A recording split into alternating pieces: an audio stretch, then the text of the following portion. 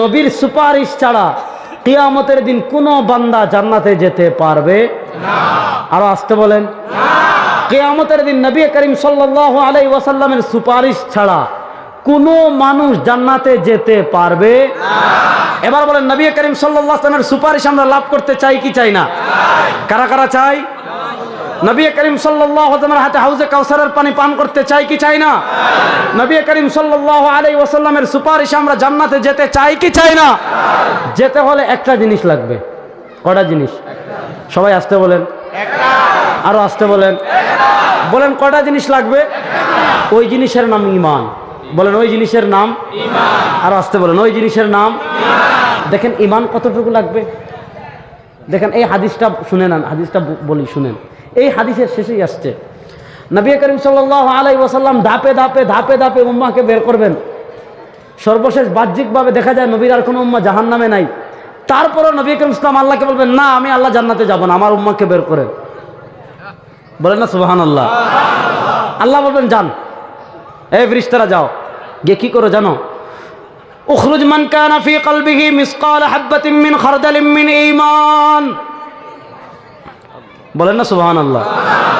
উখরুজ মান কানা ফি কলবিহি মিসকাল হাববাতিন মিন খারদালিন মিন ঈমান।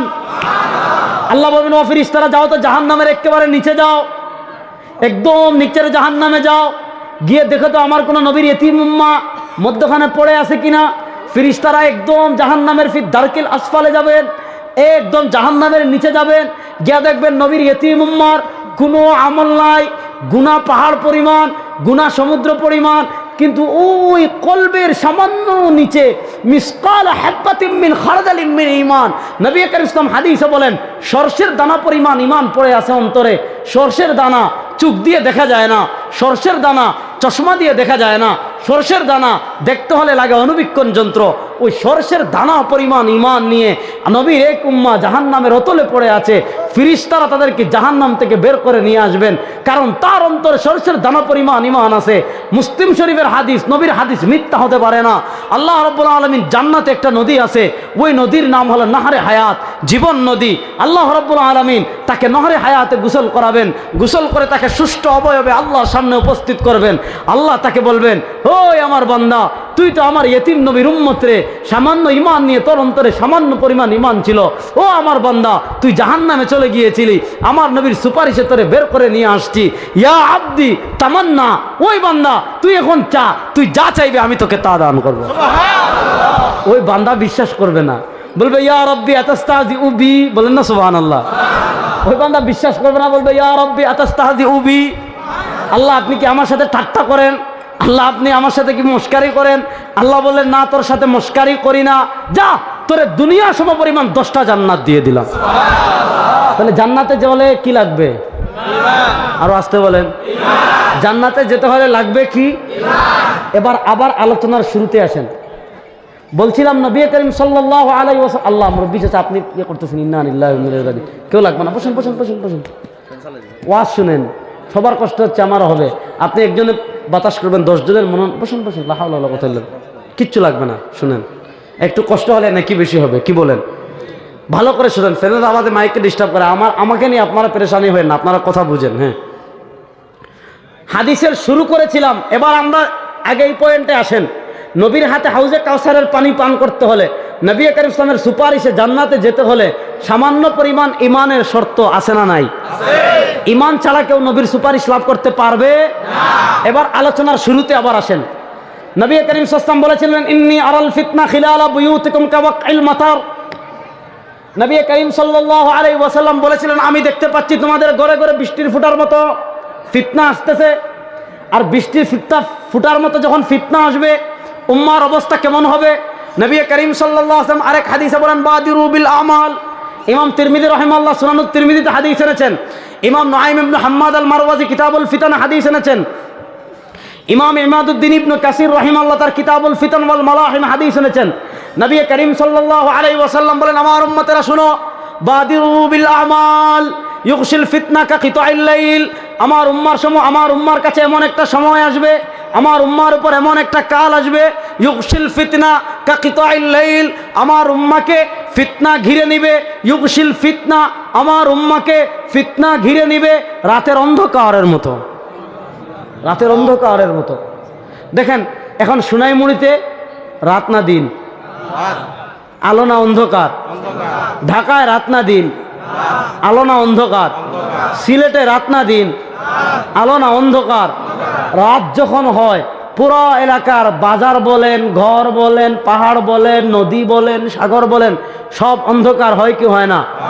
নবী করিম সাল্লাল্লাহু আলাইহি ওয়াসাল্লাম বলেন এমন এক সময় আসবে আমার উম্মাকে ফিতনা ঘিরে নেবে রাতের অন্ধকারের মতো, লা ইয়াবকা বাইত, কোনো ঘর অবশিষ্ট থাকবে না, ঘরে ঘরে ফিতনা চলে আসবে রাতের অন্ধকারের মতো। আমার উম্মাকে যখন ফিতনা ঘিরে নেবে তখন আমার উম্মার অবস্থা কেমন হবে?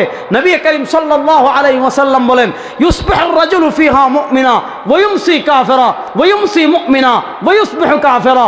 দেখা যাবে ঘরে ঘরে ঘরে ঘরে ঘরে ঘরে ঘরে ঘরে যখন ফিতনা আসবে আমার উম্মার অবস্থা কেমন হবে?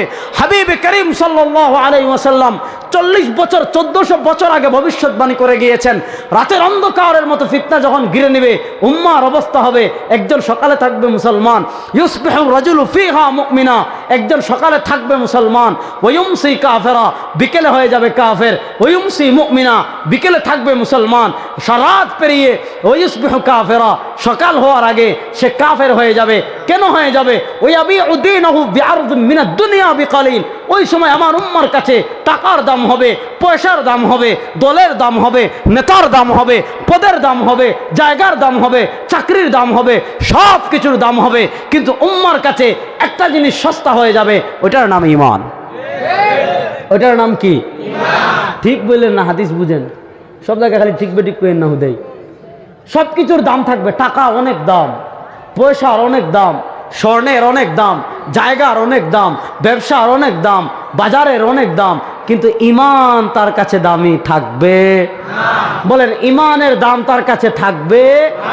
ঈমানের দাম যদি না থাকে, যেই জিনিসের দাম নাই মানুষ এই জিনিস সহজে বিক্রি করে। যার দামি মোবাইল যত সে তত সেভ করে। এখন একজন রিক্সাওয়ালার কাছে একটা ছোট বাটন ফোন আছে, দেখা যায় এটা সে বুকের উপর রাখা রাজপথে ঘুমায়, কারণ তার এই মোবাইল চুরি হওয়ার কোনো সম্ভাবনা। কিন্তু একজনের কাছে মনে করেন আইফোন, এখন কি বেরিয়েছে জানি আপডেট, যেটা 15 বের হয়ে গেছে না, মনে করেন একজনের কাছে আইফোন 15 আছে। এখন আইফোন 15 একজনে অনেক দামি মোবাইল, অনেক দামি, প্রায় অনেক কয়েক লাখ টাকা সম্ভবত দাম। তো এখন মনে করেন একজনের কাছে আইফোন 15 আছে, অনেক 2.5 থেকে 3 লাখ টাকার দামি মোবাইল, এটা সে বুকের উপর নিয়ে রাস্তায় ঘুমাবে? ঘুমাবে? দেখেন রিক্সাওয়ালার পকেটে থাকে মাত্র 100 টাকা। এখন দেখা যায় সে রিক্সা আসরের পর রমজান মাস রিক্সা চালিয়ে ক্লান্ত হয়ে গিয়েছে, কি করে? রিক্সার পেডেল একটা গাছের ছায়ায় থামিয়ে দেখা যায় সিট ফালাইয়া ওই যেখানে সে বসে ওখানে পা দিয়ে প্যাসেঞ্জারের সিটে মাথা লাগাইয়া ঘুমায়, তার কোনো চিন্তা নাই। একজন টুকায়, তার কাছে আসেই 10 টাকা, রাস্তার ভিতর রাত্রে ঘুমায়, পকেটে টাকা আছে 10-20 টাকা।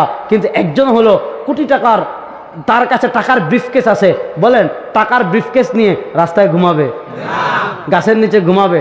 বরং দেখা যাবে প্রথম কেসি গেট লাগাবে, তারপর বাড়ির দরজা লাগাবে, দরজার বাহিরে একটা, ভিতরে একটা, অটোলকদে সিটকানিও লাগায়, ঠিক না? অটোলকদে সিটকানিও লাগায়, তারপর আবার ওই যে সিন্ধুকের ভিতর, সিন্ধুকও তালা মারে, সিন্ধুকের ভিতর আরেকটা ছোট ব্যাগ, ওইটা তালা মাইরা ওইটার ভিতর টাকা রাখে, ঠিক কিনা? তো টাকাকে এত কদর করে কেন? টাকা তার কাছে দামি।